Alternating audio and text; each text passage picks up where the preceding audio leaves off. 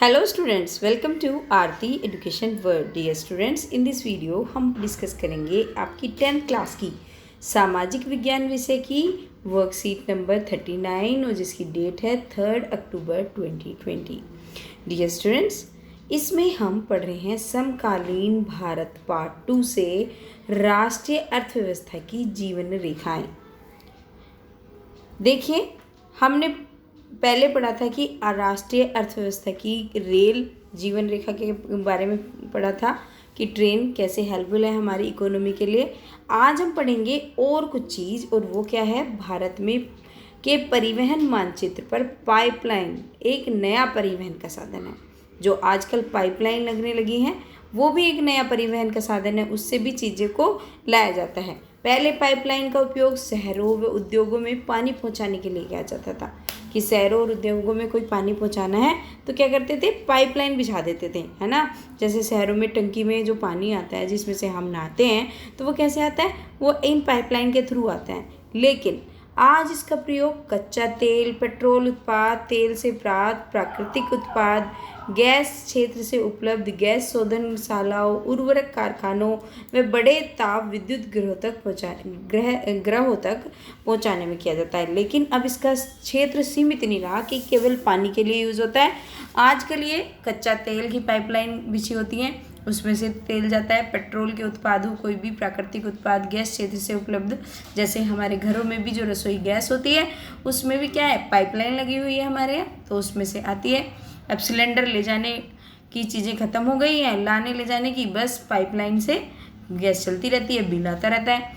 ठोस पदार्थों को तरल अवस्था में परिवर्तित कर पाइपलाइन द्वारा ले जाया जाता है। जो ठोस तो ले जा नहीं सकते भाई, पाइप में चलना है किसी चीज़ को तो वो ठोस तो चल नहीं सकता, वो क्या करते हैं, तरल अवस्था बना लेते हैं उसकी, है ना, द्रव अवस्था बना लेते हैं और पाइपलाइन द्वारा एक जगह से दूसरी जगह ले जाया जाता है। सुदूर आंतरिक भागों में स्थित शोधनशालाएं जैसे बैरोनी, मथुरा, पानीपत तथा गैस पर आधारित उर्वरक कारखाने की स्थापना पाइपलाइनों के जाल के कारण ही हो पाई है।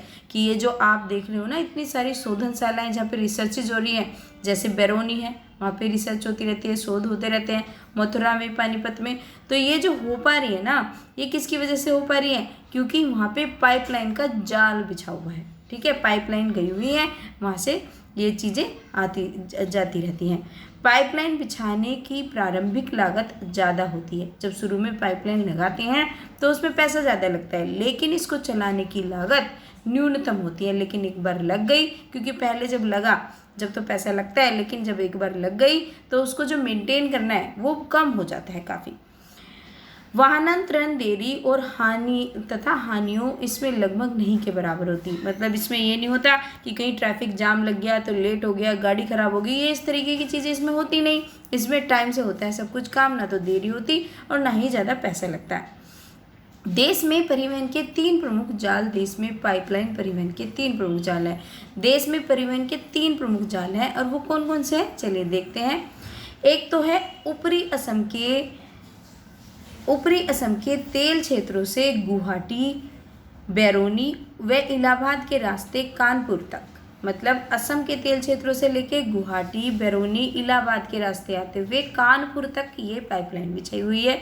इसकी एक शाखा बैरोनी से राजबंद होकर हल्दिया तक है और दूसरी राजबंद से मोरीग्राम तक तथा गुवाहाटी से सिलगुड़ी तक है। मतलब इसकी 3 ब्रांच हैं, जो एक ऊपरी असम से आके कानपुर तक आती है, इस रास्ते से गुवाहाटी, बैरोनी, इलाहाबाद भी, और दूसरी बैरोनी से राजबंद तक, और दूसरी है राजबंद से मोरीग्राम तक, गुवाहाटी से सिलगुड़ी तक। मतलब एक तो हमारा ये जाल बिछा हुआ है पाइपलाइन का, ऐसे ऐसे आती है।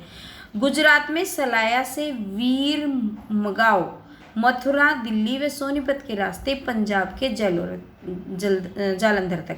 मतलब एक गुजरात के सलाया से शुरू होती है, पंजाब के जालंधर तक पहुंचती है, वीरमाव, मथुरा, दिल्ली, सोनीपत के रास्ते होती हुई। ठीक है।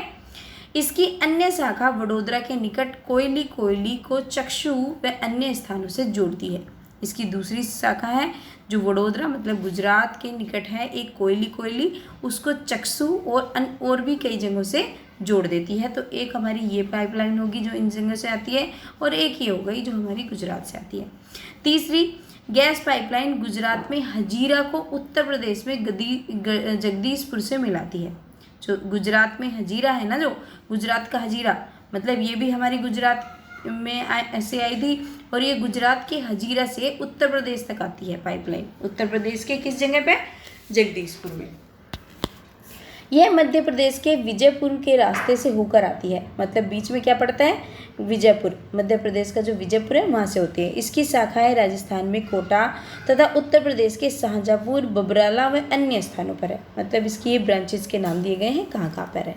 तो बच्चों ये है हमारा हमारी जो पाइपलाइन परिवहन है, जो पाइपलाइन के रास्ते हमारी जो चीज़ें आती हैं उनका परिवहन, ये जाल बिछा हुआ है इस तरीके से। ठीक है, ये आपने समझा। चलिए अब देख लेते हैं इसमें कुछ प्रश्नों के उत्तर जो दिए गए हैं, बड़े आसान है, टफ बिल्कुल भी नहीं है, बस आप देखिए। ठोस पदार्थों को पाइपलाइन परिवहन के माध्यम से किस प्रकार एक जगह से दूसरी जगह भेजा जाता है? तो लो, ये तो हमने अभी पढ़ा, ठोस को क्या करके तरल करके भेज देते हैं, तो ये इस तरीके से लिख दो। ठोस पदार्थों को तरल अवस्था में परिवर्तित करके पाइपलाइन द्वारा एक जगह से दूसरी जगह भेजा जाता है। तो पहले प्रश्न का उत्तर ये हो गया। दूसरा प्रश्न हमसे पूछा है, आपको ऐसा क्यों लगता है कि पाइपलाइन परिवहन को चलाने की लागत कम आती है? भाई इसलिए लगता है कि पाइपलाइन बिछाने की प्रारंभिक लागत तो अधिक है, लेकिन इसको चलाने की लागत न्यूनतम है। वाहनांतरण, देरी तथा हानियां भी इसमें लगभग नहीं के बराबर होती है ना। एक बार लग गई तो फिर चलती रहती है। देश में पाइपलाइन परिवहन के 3 प्रमुख जाल कौन से हैं? तो बच्चों अभी हमने देखा था स्टूडेंट्स, कौन से जाल हैं हमारे स्टूडेंट्स, देखिए। तो आप इसके आंसर में ये लिख दोगे, ठीक है। आप इसके पहला पॉइंट आप यहाँ से यहाँ तक लिखें, उत्तर प्रदेश तक। दूसरा पॉइंट आप ये लिखें, गुजरात में सलाया से वीरमाऊ, मथुरा, दिल्ली व सोनीपत के रास्ते पंजाब के जलंधर तक। और तीसरा पॉइंट आप लिखेंगे, गैस पाइपलाइन गुजरात में हजीरा को उत्तर प्रदेश के जगदीशपुर में मिलाती हैं। तो आपका ये 1, ये 2 और 3 पॉइंट हो जाएंगे। आपका ये थर्ड क्वेश्चन का आंसर है, ठीक है। तीसरे क्वेश्चन का आंसर ये है आपका, एक एक लाइन लिख लेंगे तीनों में से। और अगर बड़ा क्वेश्चन आता है तो आपको ये पूरा भी लिखना है, लेकिन अभी आप लिखिए एक एक लाइन तीनों में से, ठीक है। चलिए अब देखते हैं लास्ट क्वेश्चन क्या है इस वर्कशीट का, क्या पूछ रहे हैं हमसे। पाइपलाइन परिवहन के माध्यम से आपके घर तक क्या पहुंच पाता है? इस माध्यम से परिवहन कैसे आसान और सस्ता हो जाता है? तो बच्चों स्टूडेंट्स, एक दो बच्चे बोल रहे थे कि हमें बच्चा मत बोला करो। भाई टीचर के लिए तो तुम बच्चे ही हो, लेकिन अगर आपको ख़राब लगता है तो I will try to speak student, I will try to call you students right now. पर बच्चों आप हमेशा एक टीचर के लिए एक बच्चे ही होते हैं, ठीक है। आप चाहे कितने भी बड़े हुए, मैं आपको सर या मैम कह के बुलाऊंगी तो ये थोड़ा ऑकवर्ड लगेगा। पाइपलाइन परिवहन के माध्यम से आपके घर तक क्या पहुंच पाता है? इस माध्यम से परिवहन कैसे आसान और सस्ता हो जाता है? तो स्टूडेंट्स इसका आंसर आप लिखेंगे, पाइपलाइन के परिवहन से घरों में एलपीजी गैस आती है। एलपीजी गैस पाइपलाइन से आने पर हमें समय की बचत होती है तथा हर महीने एलपीजी सिलेंडर को लाने जाने के खर्चे से भी छूट मिलती है और बिल भी कम आता है। ये भी लिख लो आप, ठीक है, क्योंकि ये भी ज़रूरी है, पैसा भी ज़रूरी है भैया। आज के टाइम पे बिल भी कम आता है। पहले क्या था, पहले दुगना बिल आता था, अब क्या आता है, बिल कम आता है, ठीक है। तो ये हो गया आपके चारों क्वेश्चन के आंसर। होपफुली आपको वीडियो से हेल्प मिली होगी। अगर मिली है तो प्लीज़ वीडियो को लाइक भी कर दिया करो स्टूडेंट्स, और don't forget to share with your friends, और नोटिफिकेशन बेल ज़रूर दबा लिया करो सब्सक्राइब करके चैनल को, जिससे आपको नोटिफिकेशन सबसे पहले मिले। Thank you students.